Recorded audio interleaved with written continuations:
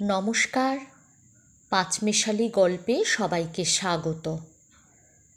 পাঁচমেশালি গল্পে আমি বন্দনা। আশা করি সকলে ভালো আছেন, সুস্থ আছেন। প্রথমেই আমার সমস্ত সকল বন্ধুদের জানাই শুভ বিজয়ার প্রীতি, শুভেচ্ছা ও অনেক ভালোবাসা। আর আমার সমস্ত গুরুজনদের জানাই আমার সশ্রদ্ধ প্রণাম। অনেক দিন আমার গল্প পাঠ করা হয়নি। বাঙালির শ্রেষ্ঠ উৎসব দুর্গা পূজা কিছুদিন আগেই তা সম্পন্ন হলো। লক্ষ্মী পুজোও সম্পন্ন হলো। যেহেতু আমি একটা অতি সাধারণ পরিবারের গৃহবধূ, পুজো অর্চনার নানান ঝক্কি ঝামেলা, তার সাথে বাড়িতে আত্মীয় স্বজনের আসা যাওয়া, এইসব নানান কারণে আমার গল্প পাঠ করে ওঠাটা সম্ভব হয়নি। আজ একটু সময় পেলাম, আজ তাই পাঠ করতে বসলাম। আর কথা না, আজ আমি পাঠ করে শোনাব বিভূতিভূষণ বন্দ্যোপাধ্যায়ের লেখা একটি ছোট গল্প, রাসুহারি। সেবার আষাঢ় মাসে আমাদের বাড়ি একজন লোক এসে জুটল। গরিব লোক, খেতে পায় না। তার নাম রাসুহারি। আমরা তাকে 7 টাকা মাইনে মাসে ঠিক করে বাড়ির চাকর হিসেবে রেখে দিলাম। প্রধানত সে গরু বাছুর দেখাশোনা করত। ঘাস কেটে আনত নদীর চর থেকে, সানি মেখে দিত খোল জল দিয়ে। বাবা মারা গিয়েছিলেন আমাদের অল্প বয়সে। 3 ভাইয়ের মধ্যে আমিই বড়। লেখাপড়া আমার গ্রাম্য পাঠশালা পর্যন্ত। ছোট ভাই দুটি ডান্ডাগুলি খেলে বেড়াতো। এখন চাষের কাজে আমাকে সাহায্য করে। রাসু বছরখানেক কাজ করার পরে একদিন রাত্রে আমাদের বড় বলদ জোড়া নিয়ে অন্তর্ধান হলো। আমাদের চক্ষু স্থির। তখনকার সস্তার দিনেও সে গরু জোড়ার দাম 200 টাকা। আমার ছোট ভাই সত্যচরণের বড় সাধের বলদ। সে ভালো গাড়ি চালাতে পারত বলে শখ করে জন্তিপুরের গোহাটা থেকে ওই গরু জোড়া কিনে এনেছিল। মা ভোরবেলা ওঠেন সকলের আগে। সেদিন উঠে চণ্ডীমণ্ডপে গিয়ে দেখেন রাসু নেই। যে কম্বলখানা গায়ে দিয়ে শুতো সেখানাও নেই। গোয়ালে দেখেন বলদ জোড়াও নেই। আমাকে উঠিয়ে বললেন, হ্যাঁ রে নীলে, রাসু গেল কোথায় জানিস? আমার তখন বিয়ে হয়নি। সত্য আর আমি এক ঘরে শুই। আমি উঠে চোখ মুছতে মুছতে বললাম, তা কি জানি, মাঠের দিকে গেল না তো। এত ভোরে সে কোনো দিন মাঠে যায় না, আজ গেল কেন? বড় গরু জোড়াও তো দেখছি নে। গরুকে কি মাঠে খাওয়াতে নিয়ে গেল? এত সকালে আর এই শীতে কখনো তো যায় না। তাই তো, দাঁড়াও উঠি আগে। বহু খোঁজাখুঁজি হলো সারা দিন ধরে। রাসুহারি না পাত্তা। নির্ঘাত ভেগেছে গরু জোড়া নিয়ে। অমন গরু জোড়া! সত্য তো পাগলের মতো হয়ে গেল। ওর গায়ে খুব জোর, খুব সাহসী আর তেজি ছোকরা। বললে, দাদা চলো, ওর বাড়ি সেই বেলডাঙা যাব। কে যাবে রে? তুমি আর আমি। জানিস ওর বাড়ির ঠিকানা? বেলডাঙা থানা, মাঠ বেনাদহ গ্রাম। ও দুবার চিঠি পাঠিয়েছে ওই ঠিকানায়। ডাকঘর ওই বেলডাঙা, জেলা মুর্শিদাবাদ। বাবা, সে কত দূর এখান থেকে? ও থাকবে। সত্য কিছুতেই শুনল না। তার পীড়াপিড়িতে 2 ভাই পুটুলি নিয়ে বাড়ি থেকে বেরুলাম 32 টাকা সঙ্গে নিয়ে। সোজা গিয়ে বেলডাঙা স্টেশনে ট্রেন থেকে নামলাম। জিজ্ঞেস করে জানা গেল মাঠ বেনাদহ এখান থেকে 3 মাইলের মধ্যে। বেলডাঙার থানাতে গিয়ে দারোগাবাবুকে সব খুলে বললাম। তাঁর নাম পঞ্চানন রায়, বাড়ি হুগলি জেলা। আমাদের মুখে সব কথা শুনে তাঁর দয়া হলো। আমাদের বললেন সেখানে কিছুদিন থাকতে, অন্তত 1 সপ্তাহ। সাধারণ পোশাকে তিনি 2 জন কনস্টেবলকে সঙ্গে নিয়ে নিজে বেনাদহ গ্রামে গিয়ে খবর নিয়ে এলেন সে বাড়ি নেই। আমাদের বললেন থানায় রাত্রে শুয়ে থাকবেন, কোনো অসুবিধে হবে না। রেঁধে খেতে পারেন, কিংবা যদি না রেঁধে খেতে চান আমার এক ছত্রী কনস্টেবল আছে। সত্য বললে, কিছু না দারোগাবাবু, আমরা রান্না করেই নেব। থানার উত্তরে বড় এক পুকুর, পুকুরের পাড়ে উলুটি, বাচড়া ও তাল গাছ। আমাদের যশোরের ভাষায় উলুটি বাচড়া বলে উলু ঘাসে ঢাকা মাঠকে। দেখে সত্য খুব খুশি, বলে, দাদা ওই তাল গাছের তলায় আধ ছা আধ রৌদ্রে বসে রাঁধব। দিন কয়েক সেখানে থাকা হলো। বেনাদহ গিয়ে রাসুহারির সন্ধান সব সময় নেওয়া হচ্ছে, কখনো রাত দুপুরে, কখনো দিন দুপুরে, কখনো খুব ভোরবেলায়। গাঁয়ের লোকে বলে সে যশোর জেলায় ব্রাহ্মণদের বাড়ি চাকরি করে, এখানে থাকে না তো। আজ 1 বছরের মধ্যে তাকে গাঁয়ে দেখা যায়নি। সুতরাং 7 দিন পরে আমরা রাসুহারিকে অপ্রকট অবস্থায় রেখেই বেলডাঙা থেকে রওনা হলাম বাড়ির দিকে। সত্য বললে, দাদা পয়সা নেই হাতে, তাছাড়া রাস্তা দেখে যেতে হবে। যদি এমন হয় পথ দিয়ে গরু তাড়িয়ে বাড়ির দিকে আসছে, চলো চলো হেঁটে বাড়ি ফিরি। সে কি রে, এখান থেকে যশোর জেলা পথটি যে সোজা নয়, পারবি হাঁটতে? গরু চোরা ফেরত পাওয়ার জন্য সব করতে পারি দাদা। আমার গাড়ি চালানো একদম বন্ধ হয়ে গেল ওই গরু জোড়ার অভাবে। অতএব নামলাম 2 ভাই পথে।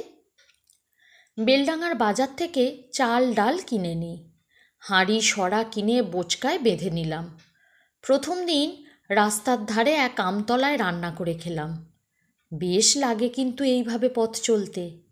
ঘর থেকে কখনো বেরুইনি, এত দূরেও জীবনে কখনো আসিনি। রাসুহারির দৌলতে অনেক দেশ দেখলাম। সত্য বললে, দাদা হাঁড়ি ফেলে দিয়ে কাজ নেই, বড্ড দাম হাঁড়ির। ধুয়ে নিয়ে আসি পুকুর থেকে, বোচকায় বেঁধে নিই, নইলে কত পয়সা লেগে যাবে রোজ হাঁড়ি কিনতে। সন্ধ্যার আগে আশ্রয় নেবার জন্য একটা কি গ্রামে ঢুকে সামনের একটা বাড়িতে গিয়ে দাঁড়ালাম। বাড়ির লোকেরা ঘুঁটের আগুন পোয়াচ্ছে উঠোনে। আমাদের কথা শুনে বললে, এখানে জায়গা হবে না। আমাদের তাই থাকবার জায়গা নেই, এগিয়ে গিয়ে গাঁয়ের মধ্যে দেখো গে যাও। কিছু দূর গিয়ে আর একটি বাড়ি পেলাম রাস্তার বাঁ ধারে। বাড়ির সামনে গোয়ালঘর। প্রথম শীতে লাউ গাছে মাচা ভরা লাউ ঝুলছে। মেটে ঘর 2-3 খানা। উঠোনের পেছন দিকে এক ঝাড় তলদা বাঁশ। বুড়ো মতো একটা লোক তামাক খাচ্ছিল দাওয়ায় বসে।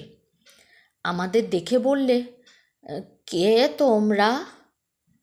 আমি বললাম, পথ চলতি লোক। এখানে কি মনে করে? একটু থাকবার জায়গা দাও কর্তা, অনেক দূর থেকে আসছি, বড় কষ্ট হয়েছে। তোমরা? আমরা ব্রাহ্মণ। গিয়েছিলে কোথায়? তখন সব কথা খুলে ওকে বললাম। রাসুহারির আনুপর্বিক ঘটনা। লোকটা নির্বিকারভাবে তামাক টানতে টানতে সব শুনলে। আমাদের কথা শেষ হয়ে গেলে হুকোয় শেষ টান দিয়ে পিচ করে থুতু ফেলে শান্ত ও ধীরভাবে বললেন, এখানে থাকার অসুবিধে আগে দেখো। এই দাওয়াটায় না হয় শুয়ে থাকবো এই শীতে? এখানে সুবিধে হবে না। সত্য বললে, এগিয়ে চলো দাদা, এখানে দরকার নেই। কিছু দূর গিয়ে আমরা একটা বাড়ির পেছন দিকটাতে পৌঁছালাম। বাড়ির মধ্যে মুড়ি ভাজার গন্ধ বেরুচ্ছে এবং খোলা হাঁড়িতে মুড়ি ভাজা চড়বড় চড়বড় করে শব্দ হচ্ছে। আমরা ঘুরে গিয়ে বাড়ির উঠোনে ঢুকলাম। একটা কালো মতো বেটে লোক বাড়ি থেকে বেরিয়ে এলো। আমাদের দিকে কটমট করে চেয়ে বললে, কে তোমরা, কি চাই? আমরা বিদেশি পথিক, বেলডাঙা থেকে আসছি, একটু থাকবার জায়গা হবে রাত্রিরে? কি জাত তোমরা? ব্রাহ্মণ, আমাদের সঙ্গে চাল ডাল আছে, নিজেরা রেঁধে খাবো। লোকটা যেন একটু নরম হয়ে বললে, দাঁড়াও জিজ্ঞেস করে আসি। বাড়ির মধ্য থেকে এবার বেরিয়ে এলো একটি মেয়ে মানুষ, কালো ঢ্যাঙা, হাতে কুচিকাঠি। ইনি মুড়ি ভাজছিলেন তাহলে। আমাদের দিকে চেয়ে বললে, কে গা তোমরা? আমরা ব্রাহ্মণ, একটু থাকবার জায়গা চাই। এখানে জায়গা হবে না, আগে দেখো। আগে কোথায় দেখব? ও মা, তোমরা জানো না নাকি আগে কত লোক আছে, দেখো গে যাও। আমরা নতুন লোক, কি করে জানবো লোক আছে কি না? সামনে এগিয়ে দেখো না। জায়গা একটু হবে না, আমরা নিজেরা রেঁধে খেতাম। বারবার বলছি হবে না, তুমি বাপু কীরকম লোক? বলি, মেয়ে মানুষটি আমাদের দিকে পিছন ফিরে একপাশ ঘুরে চলে গেল বিরক্তভাবে। সত্য বললে, দাদা উপায়?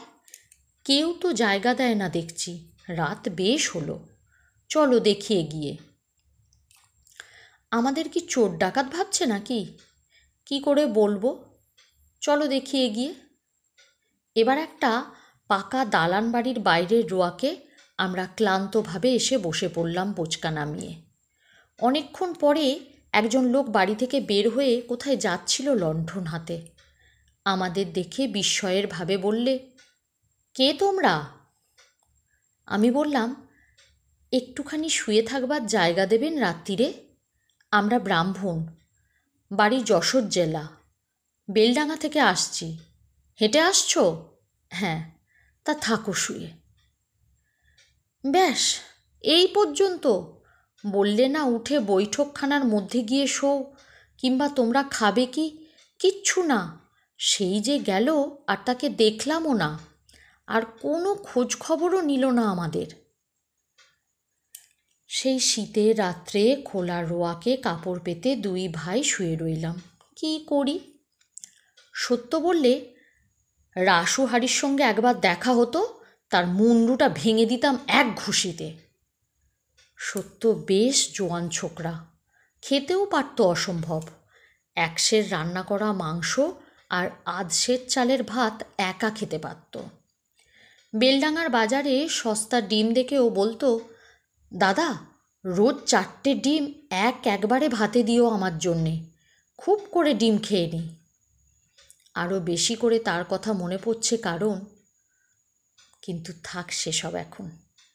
আরও একদিন কাটল পথে। বেথুয়া ডহরি ছাড়লাম, আরও এগিয়ে যাই দুজনে। জগদানন্দপুর বলে গ্রামের হাটে বড় একটা মাছ কিনলাম বেলা 10টার পরে। খিদেও পেয়েছে বেশ। একটা বড় পুকুরের ধারে আম গাছের ছায়ায় সত্য উনুন খুঁড়তে লাগলো। আমি মাছ কুটবার ছাই কি করে জোগাড় করি তাই ভাবছি। এমন সময় সত্য বললে, ওই দেখো দাদা। যা দেখলাম তা এখনও মনে আছে, আজ এই 14-15 বছর পরেও। একটি সুন্দরী বউ গামছা কাঁধে নিয়ে আমাদের দিকে আস্তে আস্তে পথের অদূরে দাঁড়িয়ে রয়েছেন থমকে। আমরা রান্না করতে বসেছি পথের ধারেই। এই পথটা নিশ্চয়ই পুকুর ঘাটে যাওয়ার পথ। বউটি অপরিচিত লোকেদের দেখে ঘাটে যেতে পারছেন না। ভদ্রলোকের মেয়েদের স্নানের ঘাটে যাবার পথের ধারে আমাদের রান্না করতে বসা একদম উচিত হয়নি। সত্য বললে, দাদা ঘাটের পথে বসেছি, কি করি, উঠে যাব? হঠাৎ দেখি বউটি যেন আমাদের দিকে চেয়ে চেয়ে দেখে ফিরে গেলেন। অমন রূপসী বউ এমন পাড়াগায়ে দেখব আশা করিনি। আমাদের ভয়ও হলো। সত্য বললে, যা, ফিরে চলে গেল বউটি। আমরা না বুঝে অন্যায় করে ফেলেছি, চলো সরে যাই। পরক্ষণেই ভয়ের সুরে বললে, দাদা, লোক আসছে এদিকে। বউটি গিয়ে বাড়িতে বলে দিয়েছে, চলো পালাই, মারবে যে।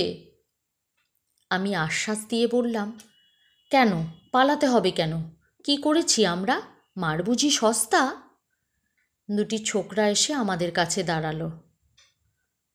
আপনারা আসছেন কোথা থেকে? আমি বললাম, বেলডাঙা। যাবেন কোথায়? যশোর জেলা। আপনারা ব্রাহ্মণ? আজ্ঞে হ্যাঁ। কিছু মনে করবেন না, আমাদের খুড়িমা এসেছিলেন ঘাটে নাইতে। তিনি ফিরে গিয়ে বললেন, দুটি ব্রাহ্মণের ছেলে আমাদের বাড়ির সামনে উনুন খুঁড়ে রেঁধে খেতে যাচ্ছে এই দুপুরবেলা। ওদের গিয়ে বাড়িতে ডেকে আনো। তা আপনারা দয়া করে চলুন আমাদের ওখানে, আমি জিনিসপত্র নিয়ে যাচ্ছি। আমরা তো অবাক, এমন কথা বিদেশে কখনো শুনিনি। লোকে একটু শোবার জায়গায় দিতে চায় না, আর কি না রাস্তা দিয়ে ডেকে নিয়ে যেতে চাইছে। সত্য বললে, ও দাদা, কি যাবে নাকি? ছোকরা দুটি বলে যেতেই হবে, খুড়িমা নইলে ছাড়বেন না। আমাদের হুকুম, নিয়ে যেতেই হবে আপনাদের। নে বলাই, ওদের বোঁচকা দুটো তোল। আমরা মুখ চাচাই করি, সত্য আর আমি। আমাদের কোনো আপত্তি গ্রাহ্য করলে না ওরা। নিয়েই গেল। একতলা কোঠা বাড়ি, বাড়ির উঠোনের ডান দিকে দুটো বড় গোলা, তার পাশেই গোয়ালবাড়ি, সামনে ছোট বৈঠকখানা। আমরা বাড়ির উঠোনে পা দিতেই একজন প্রৌঢ় ভদ্রলোক এগিয়ে এসে বললেন, আসুন আসুন, আপনারা ব্রাহ্মণের ছেলে, এই দুপুরবেলা বাড়ির সামনে রেঁধে খাবেন, এ কখনো হয়? বড় বৌমা দেখে এসে বললেন, ওদের নিয়ে এসো বাড়িতে, আসুন বসুন। আমরা তত লেখাপড়া জানি নে, চাষবাস করে খাই। শিক্ষিত ভদ্রলোকের সঙ্গে আমাদের মিশতে ভয় হয়, বিশেষ করে তো সত্তর, সে গরুর গাড়ি চালায়। সে বললে, দাদা এগিয়ে যাও। এগিয়ে গেলাম আমি। ওরা আমাদের নিয়ে গিয়ে বৈঠকখানায় বসালো। পা ধোয়ার জল এনে দিলে। তারপর এলো চা আর জল খাবার, ফলমূল আর ঘরের তৈরি ক্ষীরের সন্দেশ, নারকেলের নাড়ু। কর্তার নাম হরিচরণ সেন, ওরা যাতে বৈদ্য। আমাকে বললেন, রান্না অবশ্যই আপনাদেরই করতে হবে, স্নান করে নিন আগে।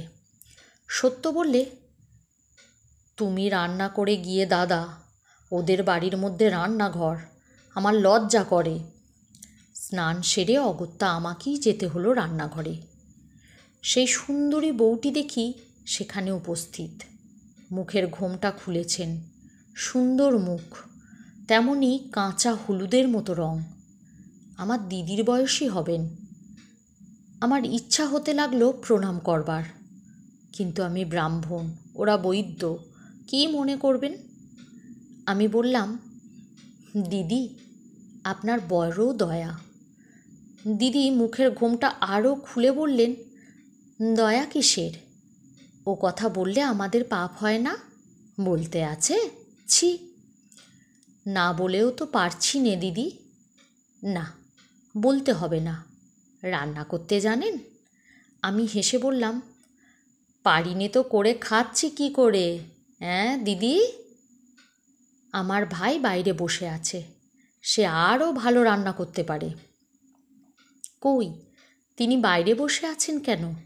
ডেকে আনুন গিয়ে, দেখি কেমন রাঁধেন। সে আসবে না, বড় লাজুক। আপনার ছোট, 5-7 বছরের ছোট। ডেকে আনুন, আমি রান্নার জিনিসপত্র আনি। ডাল রান্না করতে পারবেন তো? খুব। জিনিসপত্র যা তিনি আনলেন তা অনেক রকম, চাল ডাল, ঘি, দুধ, আলু, বেগুন, কই মাছ। বললেন, সরুন, আমি কুটে বেছে দিই। ভালো কথা, আপনারা যে মাছ কিনেছিলেন সে মাছটা ভালো না, পচা। সেটা কুটে ঝাল দিয়ে রান্না করতে দিয়েছি। ও মাছ আপনাদের খেতে দেব না। বিদেশি লোক, পচা মাছ খেয়ে অসুখ বিসুখে পড়বেন শেষকালটাতে, সে হবে না বাপু। একদম পচা? আমি কিনিনি, সত্য কিনেছে। ছেলে মানুষ ঠকেছে। কই, তাকে ডাকুন না। সে আসবে না দিদি, সে থাকুক বসে বাইরে, বড্ড লাজুক। ঘেমে উঠবে এখানে এসে। তাছাড়া আমরা হলাম পাড়া গেয়ে মুখ্য সূক্ষ্ম বামুন, লোকের সঙ্গে কথা বলতে মিশতে আমাদের লজ্জা। আপনাকে দিদির মতো দেখছি বলে কোনো লজ্জা হচ্ছে না, কিন্তু অন্য জায়গা হলো। সে কথা থাক, আপনি কীরকম রাঁধেন দেখব। মাছের ঝোলে কি বাটনা দিতে হবে বলুন তো। জানি নে, কখনো তো রাঁধিনি, বিদ্যে বুঝেছি। আচ্ছা, আমি সব বলে দিচ্ছি, আপনি রেঁধে যান। বেলা হয়েছে, খিদে পেয়েছে তো আপনাদের? 2 ঘন্টা ধরে তিনি বসে বসে আমাকে দিয়ে রাঁধালেন। কখন মাছ ভাজতে হবে, কখন কি বাটনা কিসে দিতে হবে, সাতলাবার সময় কি ফোড়ন দিতে হবে। দুধ নিয়ে এলেন প্রায় 1.5 সের। পায়েস করতে হবে নাকি? আমি সম্পূর্ণ অস্বীকার করলাম, আমার দ্বারা আর কিচ্ছু হবে না। তিনি বললেন, তা ভালো, থাক, খিদেও পেয়েছে আপনাদের বুঝতে পারছি, ও বেলা হবে। আমি একটু আধটু গান করতে পারতাম। বিকালবেলা আমার সে বিদ্যের কথা প্রকাশ হয়ে পড়ল আমার ভাইয়ের মুখ থেকে। সন্ধ্যার পরে এলো হারমোনিয়াম ও ডুবি তবলা। আমার গান শুনে অনেকে সুখ্যাতি করত তখন। গান ভালোই গাইতাম। রাত্রে রান্না করবার সময় দিদি বললেন, আপনি এমন চমৎকার গান গাইতে পারেন ভাইটি। সলজ্জ সুরে বললাম, কি এমন গাই? আপনাকে এখন ছাড়ছি নে, থাকুন দিন কতক এখানে, রোজ গান শুনব। সে তো আমার ভাগ্য, কিন্তু দিদি, আমার যে থাকবার জো নেই। পড়ে গিয়েছি এক ফেরে। কি ফের? আমি রাসুহারির গরু চুরির বৃত্তান্ত আগা গোড়া বললাম। দিদি সব শুনে গালে হাত দিয়ে কি চমৎকার সুশ্রী ভঙ্গি করে বললেন, ও মা, আমি যাব কোথায়? সুন্দরী মেয়ে, কি অপূর্ব সুন্দর যে দেখাচ্ছিল ওই মুহূর্তটিতে। বললাম, আপনি তো দেবীর মতো, কেউ জায়গা দিতে চায় না বিদেশিদেরকে। 3 রাত কি কষ্ট পেয়েছি দিদি। আপনার মতো মানুষ কজন যে রাস্তা থেকে লোক ধরে বাড়ি নিয়ে এসে খাওয়ায়? আপনি বুঝতে পারবেন না মানুষ কত দুষ্টু হতে পারে। দিদি হেসে বললেন, আমার একটা স্বাদ ছিল, আপনি দিদি বলে ডেকে সে স্বাদ আমার পুড়তে দিলেন কই? কেন, কি স্বাদ জানেন? আমার অনেক দিনের স্বাদ, ব্রাহ্মণ অতিথি আমার বাড়ি আসবেন, আমি তার পা ধুয়ে দেব নিজের হাতে। কিন্তু আপনার বেলা তা করতে পারলাম না, দিদি বলে ডাকলেন। সে আমাদের মতো ব্রাহ্মণ নয় দিদি, আমরা চাষবাস করে খাই, লেখাপড়া জানি নে, আমাদের কথা বাদ দিন। তাতে আমার কি? আপনি কি করেন আমাদের দেখবার দরকার কি? যাকগে, এখন বলুন কদিন থাকতে পারবেন? কালই যাব। কাল যাবার কথা ভুলতে হচ্ছে, পরশু বিবেচনা করে দেখা যাবে। এখন বলুন তো, মাংস খান তো? খাই। শুনুন, কাল রাত্রে লুচি মাংস করব। লুচি আমি ভাজব, তাতে কোনো দোষ নেই, আপনি শুধু মাংসটা রেঁধে নেবেন। আপনি যখন দিদি মাংস রাঁধলেনই বা, সে হবে না, ব্রাহ্মণকে রেঁধে খাওয়াতে পারবো না এ বাড়িতে। বড্ড সেকেলে আপনি, ঠাকুমা দিদিমাদের মতো সেকেলে, বলুন ঠিক কি না? দিদি শুধু হাসলেন, কথার উত্তর দিলেন না।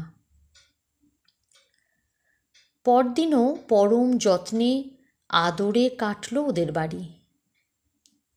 সন্ধ্যার আগেই গানের ব্যবস্থা হলো। বাড়ির মেয়েরা আড়াল থেকে গান শুনলেন। আমি অনেকগুলো গান গাইলাম। রান্নাঘরে যেতেই দেখি দিদি গরম চা নিয়ে বসে আছেন। বললেন, বড্ড পরিশ্রম হয়েছে, গলাটা ভিজিয়ে নিয়ে মাংসটা চড়িয়ে দিন। মেখে ঢুকে ঠিক করে রেখেছি।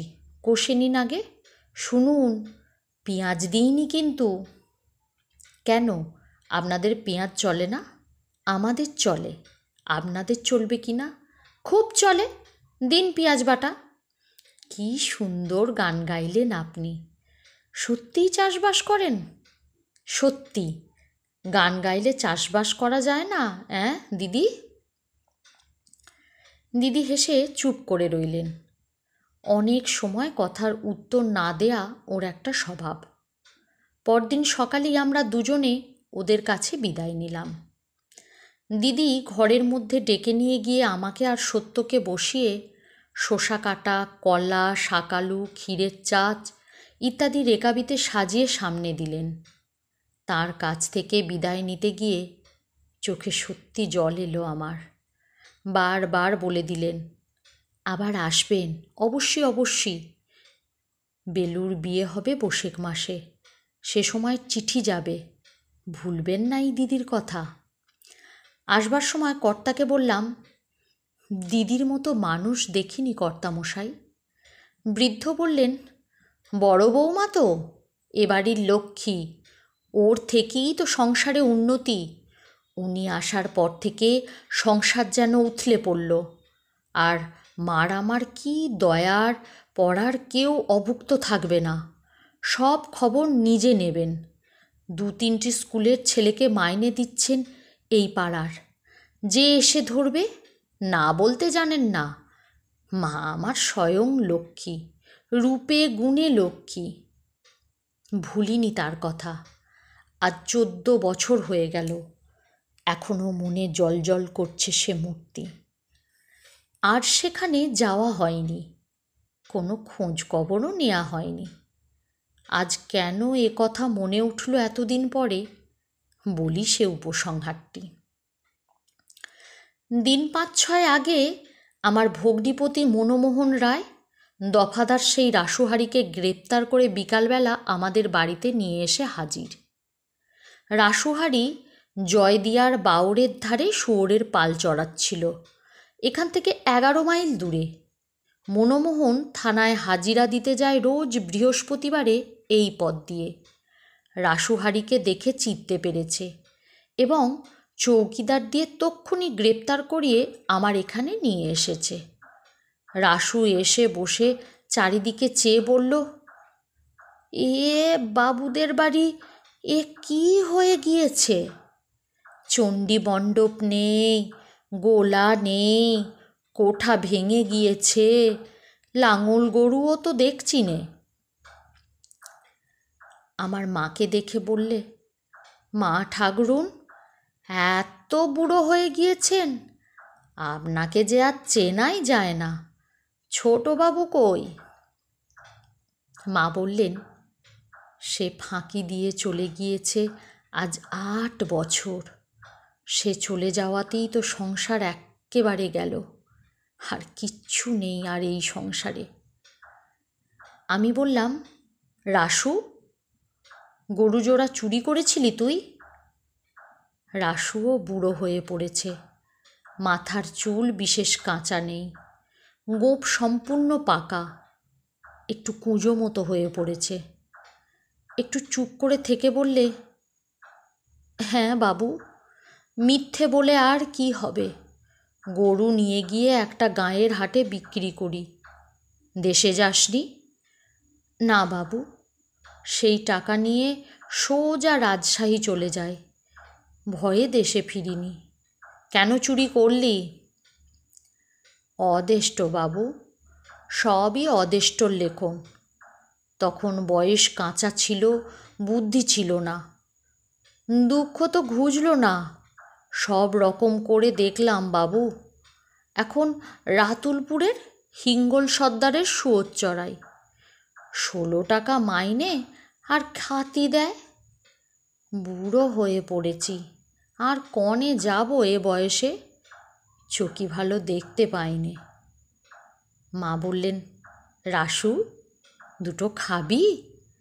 হাঁড়িতে পান্তা ভাত আছে ও বেলার, দুটো খা, বোধহয় আজ তোর খাওয়া হয়নি।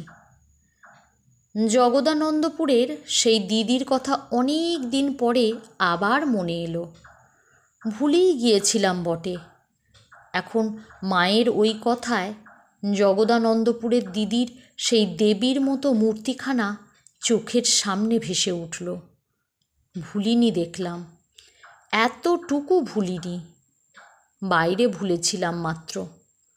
কি জানি এতদিন পরে বেঁচে আছেন কি না। মনমোহনকে বললাম, ভায়া, আর 14 বছর পরে ওকে গ্রেপ্তার করে কি করবে? ছেড়ে দাও ওকে। এখন ও যেমন গরিব, আমিও তেমনি গরিব। ওকে জেলে দিয়ে আমার কি আর দুঃখ ঘুচবে? রাসুহারি কেঁদে আমার পা দুটো জড়িয়ে ধরল। মা চোখ মুছতে মুছতে বললেন, আয় বাবা রাসু, ভাত দিই গে, রান্নাঘরের উঠোনে চল। তোমারও অদৃষ্ট, আমাদেরও অদৃষ্ট। চল বাবা। গল্প পাঠ ভালো লাগলে লাইক, কমেন্ট, শেয়ার করবেন। আর আমার আরও গল্প শুনতে হলে আমার চ্যানেলটিকে সাবস্ক্রাইব করে আমার পাশে থাকবেন। আর হ্যাঁ, সব বন্ধুদের পুজো কেমন কাটলো অবশ্যই জানাবেন। সকলে ভালো থাকুন। নমস্কার।